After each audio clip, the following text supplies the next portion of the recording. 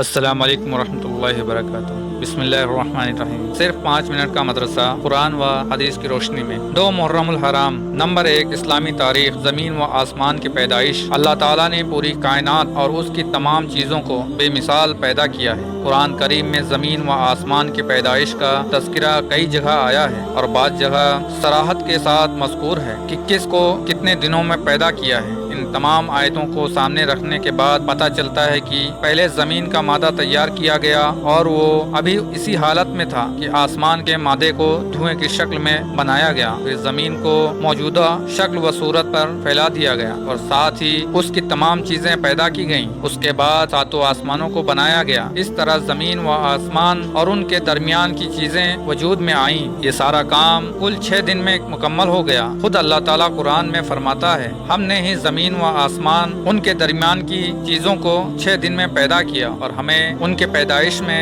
تھکن کا کوئی احساس نہ ہوا۔ نمبر 2، حضور صلی اللہ علیہ وسلم کا معجزہ، ستاروں کا جھک جانا۔ حضرت عثمان بن ابی العاص رضی اللہ عنہ کی والدہ فرماتی ہیں کہ میں آپ صلی اللہ علیہ وسلم کی ولادت کے وقت حاضر تھی۔ جب آپ صلی اللہ علیہ وسلم پیدا ہوئے تو میں نے دیکھا کہ سارا گھر نور سے بھر گیا، ستارے قریب آ گئے اور لٹک آئے، یہاں تک کہ مجھے گمان ہونے لگا کہ اب یہ مجھ پر گر پڑیں گے۔ نمبر 3، ایک فرض کے بارے میں، نماز کے لیے پاکی حاصل کرنا۔ قرآن میں اللہ تعالیٰ فرماتا ہے، اے ایمان والوں، جب تم نماز پڑھنے کا ارادہ کرو، اگر تم باوضو نہ ہو تو وضو کرنے کے لیے اپنے چہرے کو دھو اور اپنے ہاتھوں کو کہنیوں سمیت دھو اور اپنے سروں پر بھیگا ہاتھ پھیرو اور اپنے پیروں کو بھی ٹخنوں سمیت دھو، اور اگر تم جنابت کی حالت میں ہو تو نماز سے پہلے سارا بدن پاک کر لو۔ نمبر 4، ایک سنت کے بارے میں، دعا کرنا ایک عبادت ہے۔ قرآن میں اللہ تعالیٰ فرماتا ہے، مجھ سے دعا مانگو میں تمہاری دعا قبول کروں گا، اور رسول اللہ صلی اللہ علیہ وسلم نے فرمایا،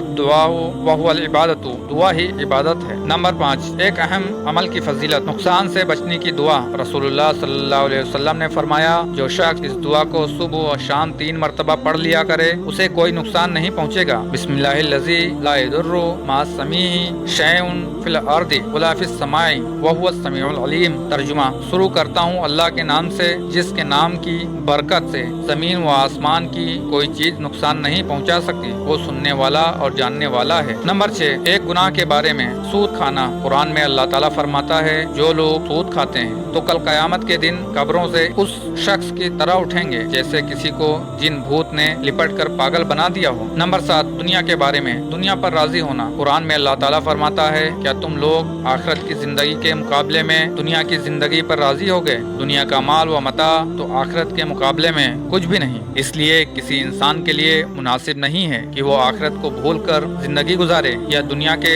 تھوڑے سے ساز و سامان کے خاطر اپنی آخرت کو برباد کرے۔ نمبر 8، آخرت کے بارے میں، مردے کی حالت۔ رسول اللہ صلی اللہ علیہ وسلم نے فرمایا، جب مردے کو لوگ اٹھا کر چلتے ہیں تو اگر وہ نیک ہوتا ہے تو وہ کہتا ہے مجھے جلدی آگے بڑھاؤ، اور اگر وہ برا ہوتا ہے تو وہ کہتا ہے ارے میری ہلاکت آئی، تم کہاں لے جا رہے ہو؟ اس کی آواز کو جن و انس کے سوا اللہ تعالیٰ کی تمام مخلوقات سنتی ہے، اگر اس کی آواز انسان سن لے تو بے ہوش ہو جائے۔ نمبر 9، طب نبوی سے علاج، ہر مرض کا علاج۔ حضرت عثمان غنی رضی اللہ عنہ سے مروی ہے کہ میں ایک مرتبہ بیمار ہوا تو رسول اللہ صلی اللہ علیہ وسلم عیادت کے لیے تشریف لائے اور یہ دعا پڑھ کر دم کیا اور جاتے ہوئے فرمایا، اے عثمان، یہی دعا پڑھ کر دم کر لیا کرو، اعوذ باللہ الاحد الصمد الذی لم یلد ولم یولد ولم یکن لہ کفوا احد من شر ما یجید۔ نمبر 10، نبی کریم صلی اللہ علیہ وسلم کی نصیحت۔ رسول اللہ صلی اللہ علیہ وسلم نے فرمایا، لوگوں کو دین سکھاؤ اور خوشخبریاں سناؤ اور دشواریاں پیدا نہ کرو، اور جب تم میں سے کسی کو غصہ آئے تو اسے چاہیے کہ خاموشی اختیار کرے۔